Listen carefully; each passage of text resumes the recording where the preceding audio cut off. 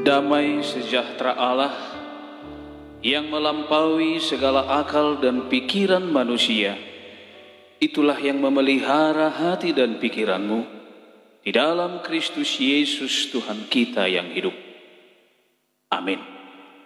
Selamat hari Minggu bagi kita semuanya. Bapak Ibu yang terkasih dalam nama Tuhan Yesus Kristus, pada minggu ke-20 setelah Trinitatis hari ini, kita akan disambut oleh kebenaran firman Tuhan yang tertulis dalam kitab Injil Yohanes pasal 4 dari ayat 5 sampai dengan ayat 14. Yohanes pasal 4 ayat 5 sampai dengan ayat 14. Marilah kita membaca secara responsoria atau bersahut-sahutan, sekaligus kita ikuti pembacaannya dalam hati kita dan kita baca di dalam nama Tuhan Yesus Kristus. Inilah firman Tuhan. Maka sampailah ia ke sebuah kota di Samaria yang bernama Syikar, dekat tanah yang diberikan Yakub dahulu kepada anaknya Yusuf.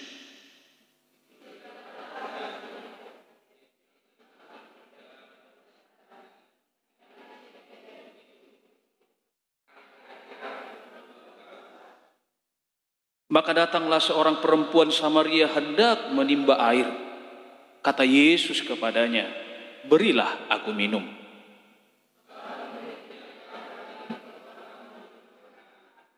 Maka kata perempuan Samaria itu kepadanya, "Masakan engkau seorang Yahudi minta minum kepadaku seorang Samaria?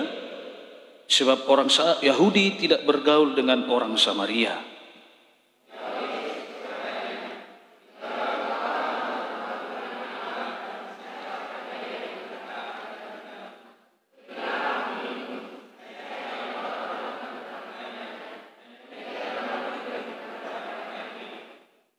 Kata perempuan itu kepadanya, "Tuhan, engkau tidak punya timba, dan sumur ini amat dalam. Dari manakah engkau memperoleh air hidup itu?"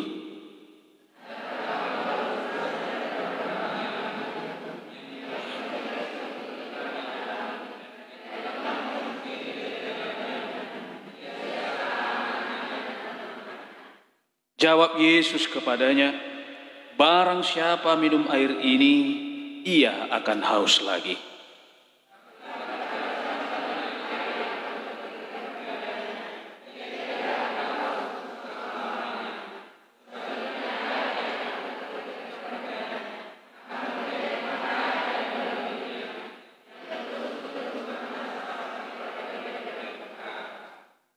Sampai demikian pembacaan kita akan firman Tuhan.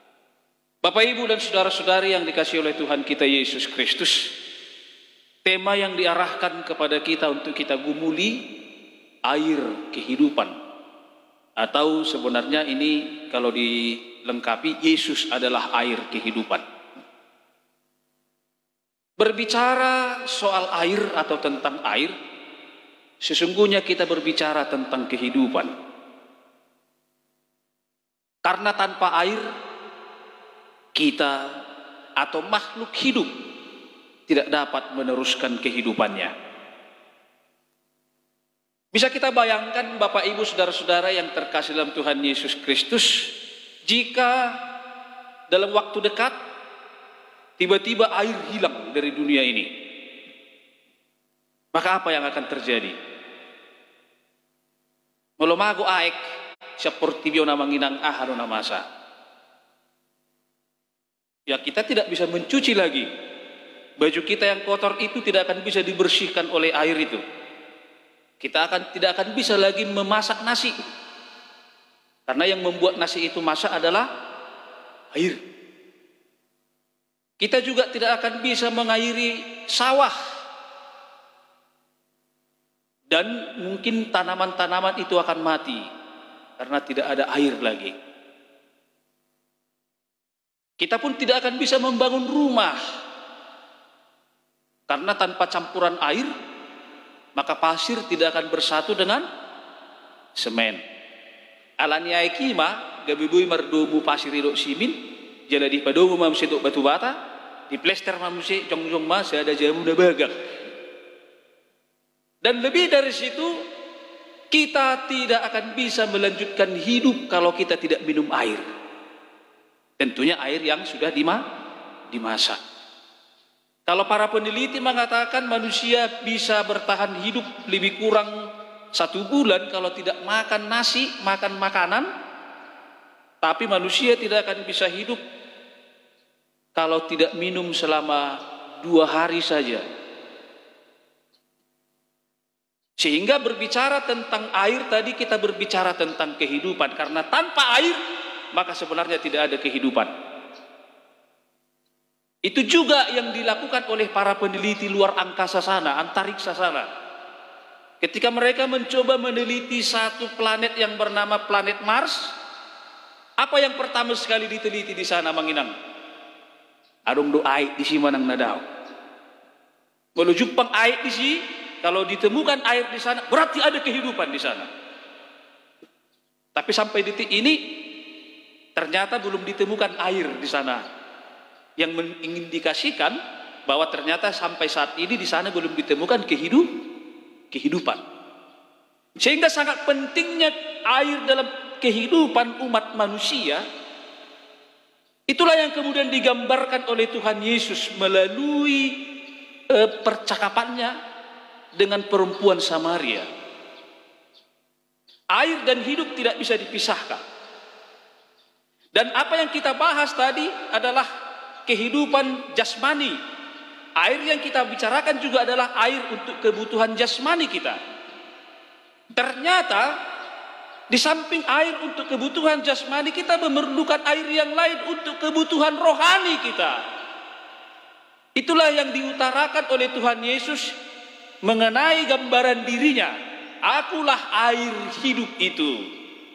Barang siapa yang datang kepadaku tidak akan haus lagi untuk selamanya. Dan air kehidupan yang dipancarkan dariku, siapa yang meminum air kehidupan itu, maka di dalam dirinya akan terpancar sumber kehidupan, air kehidupan sampai selama-lamanya, dan yang akan mengarahkan dia kepada kehidupan kekal. Itu sebenarnya inti daripada pembicaraan, percakapan, dialog antara Yesus dengan perempuan Samaria. Kami hingok sada edenya kaparedina tiak kamanginang. Juk doa somun buru Samaria, mangala baik tu sumuri. Terus kamu jo, nama siul hamu nama de korina, datangnya kon korona hatok saya. Adanya pasti mau dibuat air untuk kebutuhan jasmani itu akan berulang-ulang terjadi, dan ketika kita sudah habis kekuatan air yang kita minum itu, maka kita akan haus lagi. Karena memang kebutuhan jasmani harus juga dipenuhi oleh apa yang dibutuhkan oleh jasmani kita ini. Dan itu terbatas. Molong amati hita hadua tak perlu hobi air untuk jasmani itu. Kalau kita sudah mati, tidak akan kita butuhkan lagi air. Bahkan air itu akan keluar dari tubuh kita ini. Karena menurut peneliti juga kandungan daripada tubuh kita ini 60-70% adalah air. 60-70% adalah air. Sehingga tanpa air, organ-organ tubuh kita ini tidak bisa berfungsi dengan sempurna. Tetapi seperti yang kami sebutkan tadi, ternyata ada air yang lebih istimewa, yang lebih berkuasa, yang lebih indah lagi dari air yang kita kenal untuk kebutuhan fisik atau tubuh kita, yaitu air kehidupan. Dan itulah Yesus Kristus. Kita coba Bapak Ibu membahas sedikit atau memperdalam khotbah kita ini melalui percakapan antara perempuan Samaria dengan Yesus. Bapak Ibu saudara-saudari yang dikasihi oleh Tuhan Yesus Kristus, Yesus yang masuk ke kota Sikar adalah satu kesempatan yang istimewa, adalah satu hal juga yang istimewa terjadi. Karena kita tahu menurut Alkitab, kehidupan umat Yahudi dengan kehidupan orang Samaria tidak pernah bersatu. Ini dimulai dari kerajaan Israel dulu. Semenjak Israel terpecah menjadi dua, kerajaan utara di Samaria, kerajaan selatan di Yerusalem, atau yang sering disebut dengan kerajaan Yehuda, tidak ada persatuan di antara mereka lagi. Ditambah lagi orang Samaria yang terkenal dengan perkawinan campur dengan bangsa yang lain, dan juga mencampur adukan keyakinan mereka dengan orang lain atau dengan agama lain. Sehingga orang Yahudi atau Israel atau Yehuda mengatakan orang Samaria itu adalah orang berdosa, orang yang tidak layak diselamatkan, orang yang tidak layak memperoleh sorga, orang yang tidak layak ditempatkan dalam kerajaan Allah. Itulah kondisi yang terjadi pada zaman Tuhan Yesus. Sehingga kami katakan tadi, kedatangan Yesus ke kota Sikar menjadi hal yang istimewa, karena belum pernah terjadi orang Yahudi masuk ke kawasan pemukiman orang Samaria. Belum pernah terjadi. Apalagi pada saat itu Yesus sudah terkenal sebagai seorang guru. Hal yang mustahil seorang guru masuk ke daerah yang dinajiskan oleh orang Yahudi atau orang Yehuda. Tetapi kita lihat bagaimana Yesus dengan misinya, dengan tujuannya menyebarkan dan mendirikan kerajaan Allah kepada seluruh umat manusia tanpa dibatasi oleh jarak, ruang, dan waktu. Sehingga Yesus masuk ke kota atau ke pemukiman orang Samaria, membawakan kabar sukacita kepada orang Samaria di sana. Asatohodok kamanginang, Yesus Kristus itu bukan hanya bukan nabi yang dikhususkan untuk sekelompok orang tertentu saja, tapi Yesus itu adalah juru selamat bagi umat manusia. Yohanes 3:16.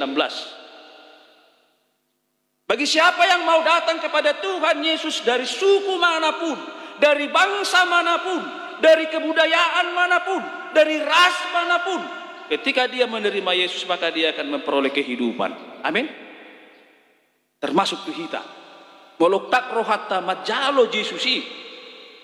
Mangulu mahita saliling dililingna.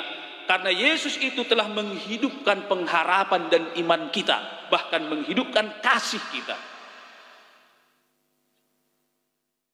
Sesuatu hal yang istimewa karena belum pernah terjadi, hanya Yesus. Itu makanya kalau kita lihat dasarnya tadi, ketika kita baca sebenarnya dari ayat 1 sampai 4 itu dasarnya.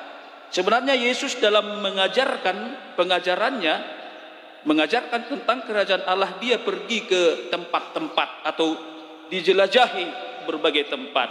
Sampai akhirnya dia sampai ke Yudea. Tapi di Yudea katanya di dalam ayat itu kita baca dia memperoleh informasi bahwa orang-orang Farisi telah mendengar bahwa ia memperoleh dan membaptis lebih banyak daripada Yohanes. Kemudian dikatakan juga di sana dia meninggalkan Yudea dan kembali ke Galilea. Yudea di sini, Galilea di sini, di tengah-tengah adalah pemukiman Samaria, atau kalau dalam ayat itu dikatakan kota Sikar. Orang Yahudi tidak pernah masuk ke sini. Maka orang Yahudi sebenarnya kalau mau dari Yudea ke Galilea harus mengambil satu rute yang lebih jauh lagi, asal nembui masuk ke sort. Memang ini bisa menjadi cepat dari Galilea ke Yudea atau sebaliknya Yudea ke Galilea bisa lebih cepat kalau dimasuki jalan melalui pemukiman orang Samaria. Tapi orang tidak melakukan itu karena tadi najis, berdosa, tidak layak bergaul dengan kami yang adalah bangsa pilihan Tuhan. Tapi Yesus menghancurkan pemahaman tradisi yang berlarut-larut diajarkan sampai ke anak cucu orang Yahudi pada saat itu. Dan kita juga melihat kalau kita membaca Matius 9 ayat 13, Markus 2 ayat 17, Lukas 5 ayat 32, kedatangan Yesus ke dunia ini bukan untuk orang benar, tapi dia datang untuk memanggil orang berdosa. Jadi kedatangan Yesus ke pemukiman Samaria benar-benar untuk mewujud nyatakan misi Allah, mempertobatkan orang yang berdosa supaya kembali ke dalam jalan yang benar, memahami bahwa dalam Yesus Kristus orang mengenal kebenaran, hidup dan jalan itu. Yohanes 14 ayat 6, akulah jalan, kebenaran, dan hidup. Tidak ada seorang pun yang sampai kepada Bapa kalau tidak melalui Ia. Jadi jelas Bapak Ibu Saudara-saudara, kedatangan Tuhan Yesus ke kota Sikar, pemukiman orang Samaria, itu menjadi hal yang istimewa. Dan keistimewaannya itu ditambah lagi dengan perjumpaan Yesus dengan perempuan Samaria itu. Kalau kita teliti, kehidupan perempuan Samaria ini adalah kehidupan yang tidak normal sebenarnya. Kehidupan yang penuh dengan problema, kehidupan yang penuh dengan pergumulan, kehidupan yang penuh dengan masalah, kehidupan yang penuh dengan tekanan. Bahkan kalau kita tanyakan kepada yang bersangkutan, dia sendiri pun tidak akan menerima kenyataan hidup yang dia alami, yang dia jalani. Puasa tadok kona manginang, buktinya kita bisa temukan. Kita coba sedikit keluar dari pembahasan kita sampai ayat 14. Kita coba masuk ke ayat 16, ayat 17, ayat 18. Kita akan menemukan pergumulan perempuan Samaria itu. Dia adalah seorang perempuan yang tanda kutip hidupnya tidak benar, hidupnya jahat di mata Tuhan, melakukan pelanggaran kesalahan. Suami dari dok pengahayaan mahali muli jala yang tinggal bersama dengan dia ketika bicara dengan Tuhan Yesus adalah bukan suaminya. Kalau secara normal mengingatkan, ini kan hal yang memberatkan ya. Saya pikir tidak ada perempuan yang suka kondisinya seperti itu. Tidak ada perempuan yang suka dia keadaannya terluntang-lantang dan mungkin keadaan rumah tangganya menjadi cibiran bagi banyak orang. Semua perempuan menginginkan keluarga ini menjadi keluarga yang damai sejahtera, keluarga yang terhormat, yang menjadi teladan, yang menjadi contoh. Tentu pergumulan ini sangat-sangat berat sekali. Dan ketika kita lihat dalam cerita itu, dia datang ke sumur Yakub. Sumur Yakub ini berkaitan dengan masa lalu yang sering dipakai oleh Yakub, opung nasiga. Jadi mulai dokon Yakub, dari keturunan Yakub lah 12 suku Israel.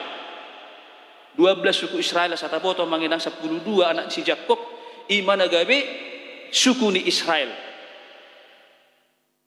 Mungkin anak perguru dua tahu itu, tapi tidak perlu kita sebutkan satu persatu. Ya, 12 suku Israel itulah anak daripada Yakub. Dan Yakub ini itu tadi dikatakan punya sumur, berarti di situ dulu dia tinggal. Dan kalau kita lihat di ayat 5, Yakub memberikan tanah kepada anaknya Yusuf, dan di dekat tanah itulah ada sumur. Dan ke sumur itulah si perempuan Samaria tadi mau mengambil air untuk kebutuhan hidupnya. Satu kebiasaan bagi perempuan pada saat itu, Bapak Ibu Saudara-saudara, untuk mengambil air dari sumur, mereka akan berkelompok atau lebih dari 2 orang. Tapi di sini dikatakan dia pergi seorang diri. Tentu dia merasa malu juga dalam kondisinya, situasinya.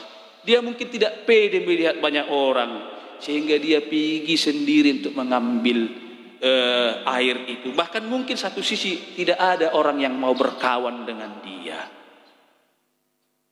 Dalam pergumulan yang dia bawa itu, sambil menimba air, disitulah dia berjumpa dengan Tuhan Yesus, yang pada saat itu juga dalam kondisi letih. Puasa letih Yesus hati yang mengenang. Ini kan satu pertanyaan juga yang perlu kita jawab. Kenapa Yesus letih? Dia kan Tuhan. Ya benar, dia Tuhan. Tapi dalam kedatangannya ke dunia, dia adalah manusia sejati yang merasakan yang dirasakan oleh manusia juga. Ya, ada Yesus tangis. Ya, ada Yesus malek. Ya, sebelum dia dicobai oleh iblis, dia kelaparan. Pernahkah Yesus marah? Pernah, ketika bait suci disalahgunakan oleh orang Yahudi pada saat itu. Pernahkah Yesus tertawa? Pernah. Pernahkah Yesus haus? Pernah. Disinilah ayatnya. Dia letih dan haus sehingga dia meminta air kepada si perempuan itu. Dan disitulah letak kabar baiknya Bapak Ibu. Dari percakapan antara perempuan Samaria dengan Tuhan Yesus, dari air yang untuk kebutuhan jasmani berubah kepada air untuk kebutuhan rohani. yang kemudian menjadi kabar baik bagi si perempuan itu. Tadi kita lihat dengan jelas, ya, tidak mungkin orang Yahudi meminta minum kepadaku seorang Samaria. Ayat 9 itu jelas bahwa si perempuan itu pun merasa bahwa bangsa Samaria atau orang Samaria juga direndahkan oleh orang Yahudi. Dianggap tidak layak berteman dengan orang Yahudi, sehingga tidak mungkin seorang Yahudi meminta sesuatu kepada orang Samaria. Tapi Yesus katakan, jikalau kau tahu karunia Allah. Apa karunia Allah itu? Sesuatu hal yang kita terima bukan karena kebaikan, bukan karena kehebatan, bukan karena pangkat kita. Sesuatu yang kita terima karena kasih Tuhan kepada kita. Itulah yang akan diterima oleh perempuan Samaria, dan mungkin juga orang besar atau orang banyak di Samaria pada saat itu. Itulah anugerah karunia Tuhan. Molo diboto hodo karunia nang silehono kitu ho dajuomu nahu pangidoi itu ho ataridun waing bahasa nao. Ketika kamu tahu bahwa yang di hadapanmu itu adalah air kehidupan dan juru selamat yang akan memuaskan dahaga rohanimu, maka kau tidak akan menolaknya. Tetapi juga si perempuan Samaria itu masih belum nyambung juga. Sehingga kita lihat percakapan selanjutnya. Kata perempuan itu, Tuhan, engkau tidak punya timba dan sumur ini amat dalam. Dari manakah engkau memperoleh air hidup itu? Dia masih mempergunakan logikanya. Dan mungkin etorset dia mabui banom aik leonom muai tuau HP tibab pedang adong sumur pi bagas. Tapi yang dimaksud oleh Yesus, air itu bukan seperti air yang dikenal oleh orang banyak. Air yang dimaksud itu adalah secara simbolisasi bahwa air itu berkaitan dengan kehidupan. Tanpa air tidak ada kehidupan. Berarti kehidupan sorgawi, kehidupan kerohanian tanpa Yesus itu tidak ada artinya. Atau Yesuslah yang membuat orang merasakan kehidupan sorgawi, kehidupan rohaninya tetap menyala-nyala. Itu namanya maksudnya di sini. Sehingga dikatakan oleh Tuhan Yesus, barang siapa minum air ini, maka dia akan tetap haus. Tetapi air yang akan kuberikan kepadamu, ketika kamu meminumnya, kamu tidak akan haus lagi. Dahaga rohanimu akan dipuaskan dan kamu akan tetap hidup. Karena air yang kuberikan kepadamu akan menjadi mata air dalam dirimu yang terus-menerus memancar sampai kepada hidup yang kekal. Jelas sekali Bapak Ibu, apa yang dimaksudkan oleh Tuhan Yesus bukan air yang kita kenal, tetapi air yang berkaitan dengan kehidupan. Dan kehidupan rohani itulah yang sangat penting untuk kita pada masa-masa saat ini. Banyak orang mungkin jasmaninya sehat, tapi rohaninya bermasalah. Banyak orang mungkin saat ini kondisi fisiknya normal, alai partodion na terganggu. Ada ditemukan amang inang? Ya kita harus jujur mengatakan, jemaat GKP Patung ada yang seperti itu. Kelihatan normal-normal saja dia berjalan melakukan aktivitasnya, tapi dia mempertanyakan Tuhan di mana? Mempersoalkan Tuhan di tengah-tengah pergumulan hidupnya. Padahal kita harus menyadari kehidupan kita tidak terlepas dari pergumulan, permasalahan. Kasih tahu non paru kilo parsurion. Tapi kita pun harus sadar ketika kita mengalami itu tidak melebihi dari kekuatan kita untuk mengatasinya. Kalau kita bersatu dengan Tuhan Yesus. Siapa di antara kita yang mengatakan kita tidak mengalami pergumulan? Kalau saya tanya pribadi kita satu persatu mengenang gudang si pikiran tadi. Gudang kasih tahu non. Gudang masalah. Belum lagi masalah akibat dari COVID-19 ini mempengaruhi kondisi ekonomi, mempengaruhi kondisi sekolah, studi, dan lain sebagainya. Mungkin kita berpikir bulan depan bagaimana ini kondisi kami ini. Tapi Yesus katakan, marilah kepadaku semua yang letih lesu dan berbeban berat, aku akan memberikan kelegaan kepadanya. Di ditar surati Matius 11 ayat 28. Silakan ibu bapak membaca. Matius 11 ayat 28. Marilah kepadaku semua yang berletih lesu dan berbeban berat, maka aku akan memberikan kelegaan kepadanya. Kelegaan dalam arti lega pakilalaan. lega partudionnya, lega pikirannya. Karena ternyata pun materi-materi yang ada di dunia ini belum tentu bisa membuat lega perasaan kita. Hanya Yesus yang sanggup memberi kelegaan kepada kita. Karena Dia berkuasa. Dan Dia mengasihi kita. Kasihnya telah terbukti dengan dikorbankannya dirinya di kayu salib. Supaya kita ditebus dan kita beroleh keselamatan. Itu makanya tanpa Tuhan Yesus tidak ada yang bisa masuk surga. Yohanes 14 ayat 6. Akulah jalan, akulah kebenaran, akulah hidup. Tidak ada seorang pun yang sampai kepada Bapa kalau tidak melalui Dia. Jadi itu keistimewaan orang Kristen Manginang ya. Kita ada jaminan. Jaminan itu Yesus Kristus. Kita ada air kehidupan yang menghidupkan pengharapan iman kita, yang menghidupkan semangat kita, yang menghidupkan langkah kita supaya tetap tegak lurus berjalan tanpa ragu. Walau menghadapi berbagai macam situasi dan tantangan, orang Kristen harus tetap berdiri tegak karena Yesus telah berdiam diri dalam dirinya dan telah memancarkan kehidupan. Dan bahkan lebih dari situ yang akan membawanya kepada kehidupan kekal selama-lamanya. Penjelasan ini kemudian membuat perempuan Samaria itu berubah 180 derajat. Kalau kita baca ayat-ayat selanjutnya, ayat 39 sampai dengan ayat 42, apa yang diberitakan oleh Tuhan Yesus kepada perempuan Samaria itu membuat dia kemudian berubah dan menjadi pemberita Injil. Ayat 39, dan banyak orang Samaria dari kota itu telah menjadi percaya kepadanya karena perkataan perempuan itu yang bersaksi. Ia mengatakan kepadaku segala sesuatu yang telah kuperbuat. Dan kita lihat ayat berikutnya, ketika orang-orang Samaria itu sampai kepada Yesus, mereka meminta kepadanya supaya ia tinggal pada mereka. Dan ia pun tinggal di situ selama 2 hari. Dan lebih banyak lagi orang yang menjadi percaya karena perkataan Yesus. Dan mereka berkata kepada perempuan itu, kami percaya, tetapi bukan lagi karena apa yang kau katakan, sebab kami sendiri telah mendengar Dia dan kami tahu bahwa Dialah benar-benar juru selamat dunia. Hebat hati Manginang ya, yang dulunya dia tidak punya percaya diri, tapi ketika disapa, disentuh oleh Tuhan Yesus, dia kemudian menjadi pemberita Injil. Pertanyaannya, sudahkah kita disentuh oleh Tuhan Yesus?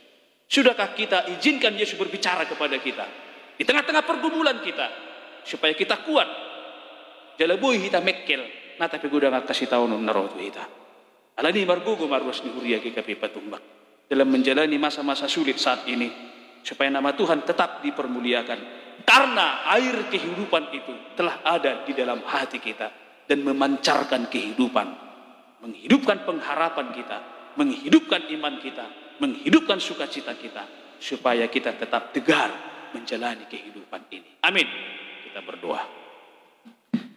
Bapa Sorgawi dalam Yesus Kristus, terima kasih atas firman-Mu yang indah yang menyapa kami pada saat ini melalui kesaksian Yesus Kristus dalam pengajarannya dengan perjumpaan terhadap orang Samaria, perempuan Samaria.